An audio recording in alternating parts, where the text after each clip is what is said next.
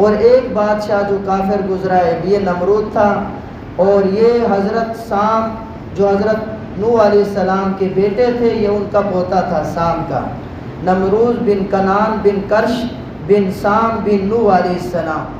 اللہ تعالیٰ نے اس کو بھی بڑی بادشاہت دی تھی، اور یہ سب سے پہلا وہ شخص ہے جس نے اپنے سر کے اوپر تاج رکھا اور لوگوں کے اوپر اس نے ظلم و جبر کیا، اور اس ظلم و جبر کے نتیجے میں اس نے الوہیت کا بھی دعویٰ کیا، لوگوں کو یہ کہنے لگا کہ میں رب ہوں، میری عبادت کرو۔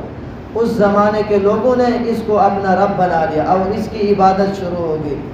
حضرت ابراہیم علیہ السلام موحد اعظم پیدا ہوئے، سب سے بڑے توحید پرست حضرت ابراہیم علیہ السلام تھے۔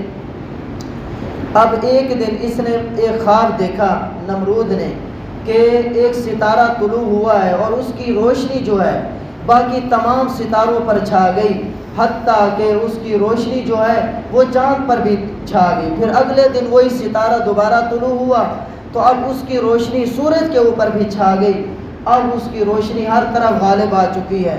اب یہ نمرود حیران رہ گیا اور اس نے کوہانوں کو، نجومیوں کو اور قیافہ شناسوں کو بلایا۔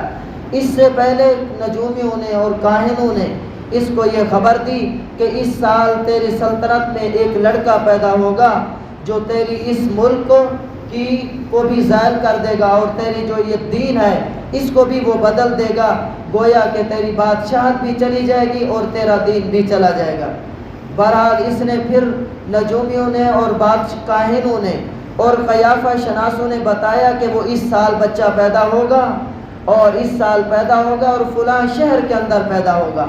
اب اس جو نمرود تھا اس نے حکم دیا اس سال کے اندر جتنے بھی بچے پیدا ہوں ان کو قتل کر دیا جائے، اور انہوں نے یہاں تک بتا دیا کہ وہ اس رات پیدا ہوگا۔ اب اس نے یہ تمام جو اس کے بڑے بڑے وزراء تھے، مشیر تھے، ان کو بلایا اور جو جس علاقے کا بتایا تھا اس علاقے کے اوپر اس نے مقرر کر دیا کہ جو عورتیں حیض سے پاک ہو چکی ہیں ان کے خامن ان کے بالکل قریب نہ جائیں، اور وہ علاقہ جس کا یہاں اس کو زیادہ ڈر تھا وہاں پر اپنے خاص الخاص آدمی آزر کو اور ان کی بیوی امیلہ کو اس نے مقرر کیا، یہاں پر میں اپنے خاص الخاص آدمی مقرر کروں گا۔ یہ آزر حضرت ابراہیم علیہ السلام کے والد تھے۔ اب رات کا وقت تھا، یہ پہرے پر مردوں کے اوپر آزر موجود ہیں اور خواتین کے اوپر جو ہے وہ آزر کی بیوی امیلہ موجود ہیں۔ اللہ تعالیٰ کی کمال قدرت، اللہ تعالیٰ جو چاہتے ہیں وہی ہوتا ہے۔ اب تمام لوگ سوئے ہوئے ہیں، عورتیں بھی سوئی ہوئی ہیں، اور آزر اور ان کی جو گھر والی ہیں وہ پہرا دے رہی ہیں۔ اسی دوران جب آزر کی نظر پڑی امیلہ کے اوپر کہ اب وہ حیض سے پاک ہو چکی تھی، اب انہوں نے اس کو اپنے پاس بلایا اور جماع ہو گیا تو ان نجومیوں نے اور کاہنوں نے یہ بتا دیا تھا کہ اب وہ جو بچہ ہے وہ باپ کی پشت میں آ چکا ہے، اسی رات وہ نطفہ جو ہے وہ ماں کے رحم میں منتقل ہو جائے گا۔ اللہ کا کرنا ایسا ہوا کہ وہ نطفہ آزر سے اب جو ہے نا امیلہ کے رحم میں منتقل ہو گیا۔ اب وہاں پر حضرت جو امیلہ تھی ان کو حمل ہو گیا۔ اب کافی سارے انہوں نے اور بھی خواتین کو پکڑا اور جہاں دیکھا کہ کسی کے پیٹ میں ابھار ہو رہا ہے تو اس بچے کو ضائع کر دیا، اگر کوئی پیدا ہوا تو اس کو قتل کر دیا۔ اللہ تعالیٰ کی قدرت، اللہ تعالیٰ نے امیلہ کے پیٹ کو بڑھنے ہی نہیں دیا، اتار ہی نہیں ہوا، بالکل بڑا ہی نہیں ہے، محسوس ہی نہیں ہوتا تھا کہ حمل ہے یا نہیں ہے۔ جب درد ذہن شروع ہوا تو یہ امیلہ ایک جنگل کے اندر چلی گئی، وہاں جا کر ایک نیچی جگہ تھی، وہاں بچہ پیدا ہوا حضرت ابراہیم علیہ السلام۔ وہاں پر انہوں نے لکڑیاں جمع کی، لکڑیاں ارد گرد اکٹھے کر کے بیٹے کو درمیان میں رکھ دیا اور شام کو واپس آ گئے۔ جہاں آ کر آزر کو بتایا ایسے بیٹا پیدا ہوا ہے، ہمیشہ باپ کو بیٹے سے محبت ہوتی ہے، تو آزر وہاں چلے گئے، وہاں اپنے بیٹے کو اٹھایا اور اٹھا کر ایک غار کے اندر لے گئے، غار کو صاف کیا، غار کو صاف کرنے کے بعد وہاں پر اپنے بیٹے کو رکھا اور غار کے منہ کے اوپر ایک بڑا پتھر دے دیا تاکہ کوئی موذی جانور میرے بیٹے کو نقصان نہ پہنچا سکے۔ ادھر سے حضرت آزر کی جو بیوی تھی وہ جاتی تھی، جا کر دودھ پلا کر آ جاتی تھی۔ ایک مرتبہ گئی تو دیکھا کہ حضرت ابراہیم علیہ السلام انگلیاں چوس رہے ہیں، دیکھا غور سے کہ انگلیوں سے کیا نکل رہا ہے، تو دیکھا ایک انگلی سے دودھ نکل رہا ہے، دوسری انگلی سے پانی نکل رہا ہے، اور تیسری انگلی سے شہد نکل رہا ہے۔ میرے محترم عزیزو، اللہ تعالیٰ جب کسی کی تربیت کرتے ہیں تو ایسے ہی تربیت کرتے ہیں۔ اب 15 دنوں کے اندر حضرت ابراہیم علیہ السلام پھرتیلے ہو گئے، چلنا پھرنا شروع ہو گئے، محسوس ہی نہیں ہوتا تھا، لوگوں کو پتہ ہی نہیں چلتا تھا کہ یہ ابھی پیدا ہوا ہے۔ اب وہ ابہام بھی ختم ہو گیا کہ شاید یہ اس سال پیدا ہو۔ بہرحال بڑا ہوتے ہوتے حضرت ابراہیم علیہ السلام کو اللہ تبارک و تعالیٰ نے نبوت عطا فرمائی اور موحد اعظم بنے۔ ایک وقت آیا بتوں کو توڑا، پھر اس کے مقابلے کے اندر حضرت ابراہیم علیہ السلام کو آگ کے اندر ڈالا گیا۔ اللہ تبارک و تعالیٰ نے اس امتحان کے اندر بھی حضرت ابراہیم علیہ السلام کو کامیاب کیا، اور آگ نے ایک بال تک نہ جلایا حضرت ابراہیم علیہ السلام کا۔ وہ واقعہ بھی نمرود کے سامنے تھا۔ ایک دوسرا واقعہ پیش آیا، چونکہ نمرود بادشاہ تھا، غلہ اسی کے پاس تھا۔ ایک مرتبہ حضرت ابراہیم علیہ السلام غلہ لینے کے لیے گئے۔ اب نمرود جانتا تھا کہ یہ مجھے رب نہیں مانتا ہے، بتوں کا انکاری ہے، اور جبکہ لوگ جا کر اس نمرود کو سجدہ کرتے تھے، اس کو رب مانتے تھے۔ حضرت ابراہیم علیہ السلام پہنچے، موحد اعظم تھے، ہمیشہ عادت یہی تھی، جہاں بھی جاتے تھے لوگوں کو اللہ کی دعوت دیتے تھے، لوگوں ایک اللہ کو مان لو، وہی ہمارا خالق، وہی ہمارا مالک ہے۔ اور جا کر نمرود کو بتایا کہ میں اللہ کا رسول ہوں اور اللہ تعالیٰ نے مجھے مبعوث بنایا ہے۔ تو نمرود کہنے لگا کہ تمہارا رب کون ہے؟ کہا کہ میرا رب وہ ہے یحیی و یمیت، جو زندہ کرتا ہے اور موت دیتا ہے۔ اس کے جواب میں نمرود کہنے لگا کہ میں بھی زندہ کرتا ہوں، میں بھی موت دیتا ہوں۔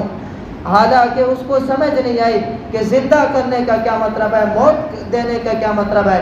زندہ کرنے کا مطلب یہ ہوتا ہے کہ کسی بے جان چیز کے اندر روح ڈال دینا، یہ ہے زندہ کرنا، اور موت دینا یہ ہے کہ کسی زندہ چیز سے روح نکال لینا۔ یہ صرف اور صرف اللہ تعالیٰ کی صفات ہے، اللہ کے علاوہ مخلوق کے پاس یہ صفت موجود نہیں ہے۔ کوئی مخلوق کسی کو زندہ نہیں کر سکتی، موت نہیں دے سکتی، یہ اللہ نے یہ صفات اپنے قبضہ قدرت کے اندر رکھی۔ اب نمرود کہنے لگا انا احیی و امیت، میں بھی زندہ کرتا ہوں اور موت دیتا ہوں۔ اب فوراً 2 قیدی تھے، ایک کے اوپر پھانسی کا حکم ہو چکا تھا، اس کو آزاد کر دیا، اس کو چھوڑ دیا، اور ایک دوسرا قیدی جو بے گناہ تھا، جس کو رہا ہونا تھا، اس کو اس نے پھانسی پر لٹکا دیا اور کہا کہ یہ دیکھو میں نے ایک کو زندہ کر دیا، ایک کو موت دے دی۔ حضرت ابراہیم علیہ السلام سمجھ گئے کہ یہ نا عقل نہیں ہے، بلکہ اس کے اندر ذرا برابر بھی عقل نہیں، یہ موت و حیات کا مطلب ہی نہیں سمجھ رہا۔ پھر اس سے ایک اور واضح مثال لے کر آئے، اچھا اگر تو ذرا بڑا بن رہا ہے، مجھے یہ بتا، میرا پروردگار وہ ہے جو ہر روز سورج کو مشرق سے طلوع کرتا ہے اور مغرب کے اندر غروب کرتا ہے۔ اگر تو ہے تو ذرا یہ کر لے کہ سورج کو تو مغرب سے طلوع کر اور مشرق کے اندر آ کر طلوع کر، غروب کر۔ فَبُهِتَ الَّذِي كَفَرَ، اتنا بڑا کافر تھا لیکن وہ حیران رہ گیا، ہکا بکا رہ گیا، اس کے پاس کوئی جواب نہ بن سکا۔